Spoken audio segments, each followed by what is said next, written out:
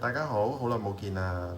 因為最近都冇乜新嘢翻，咁今日咧就有隻好特別嘅雕花萬年曆，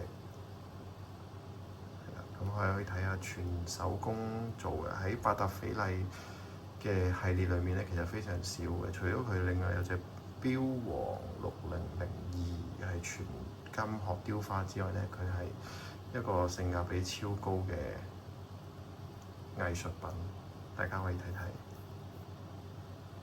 雖然佢個款式就係比較舊，但係就佢最近就換咗新機芯，所以就重新有新型號。底蓋都有埋個雕花百達翡麗，開埋個蓋俾大家睇睇，非常之靚。